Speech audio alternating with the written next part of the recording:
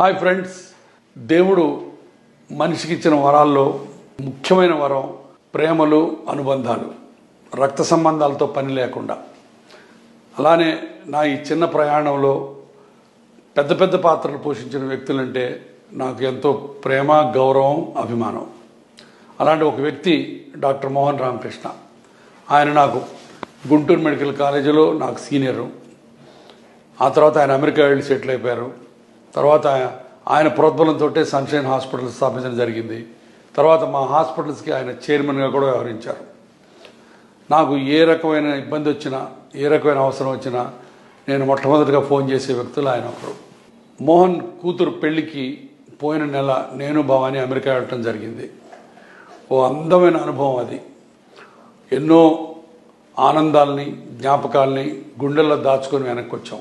ఎందుకంటే అమెరికాలో అంత భారతీయ సాంప్రదాయంతో పెళ్లి చేయటం అన్నది చాలా చక్కగా అనిపించింది మాకు. పెళ్లి కొడుకు గుజరాతీ, తను కూడా అమెరికాలోనే సెటిల్ అయిపోయాడు. Love marriage. చక్కగా సాంప్రదాయ ప్రకారం పెళ్లి కొడుకు, పెళ్లి కూతురు ఫంక్షన్స్, తర్వాత సంగీతు, తర్వాత రిసెప్షన్ అన్నీ ఎంతో పకడ్బందీగా మోహన్ దగ్గరుండి చేయించడం జరిగింది.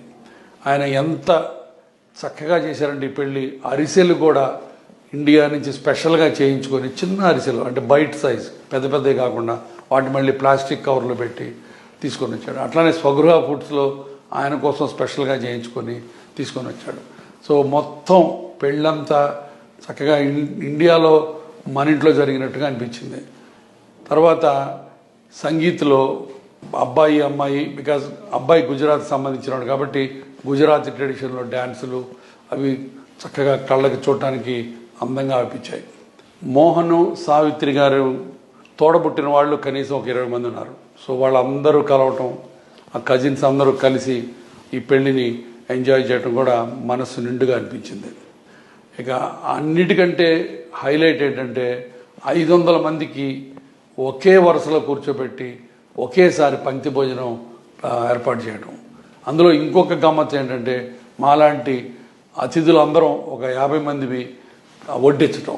సో మన తెలుగు వంటకాలు, మన తెలుగువారికి పంక్తి భోజనం వడ్డించటం ఒక గొప్ప అనుభూతి అండ్ ఒక గొప్ప జ్ఞాపకం.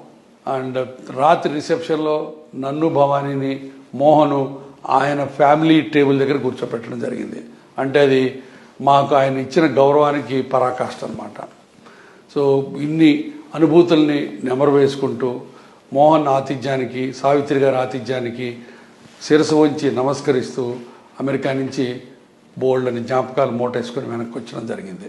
ఓ జంట కలిసే నేపథ్యాన్ని, కుటుంబాలు కలిసే సందర్భాన్ని, పెళ్ళి అనే పేరులో ఉన్న భావోద్వేగాన్ని, జ్ఞాపకాల్ని, సంప్రదాయాల్ని, అనుభూతుల్ని అన్నిటినీ కలగలిపే మన వివాహ వ్యవస్థ అంటే నాకు ఎంతో ఇష్టం.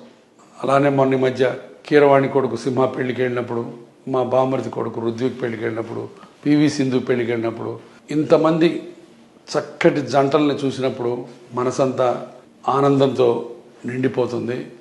అండ్ వారందరికీ హృదయపూర్వకంగా ఆశీస్సులు తెలుపుకుంటూ ఈ జంటలన్నీ భవిష్యత్తులో ఎంతో ఆనందంగా వాళ్ళ జీవితాన్ని గడపాలని కోరుకుంటూ ఇన్ని అందమైన అనుభవాల్ని మాకు కలిగించినందుకు మోహన్ గారికి, సావిత్రి గారికి మనస్ఫూర్తిగా కృతజ్ఞత తెలుపుకుంటూ గురువారెడ్డి.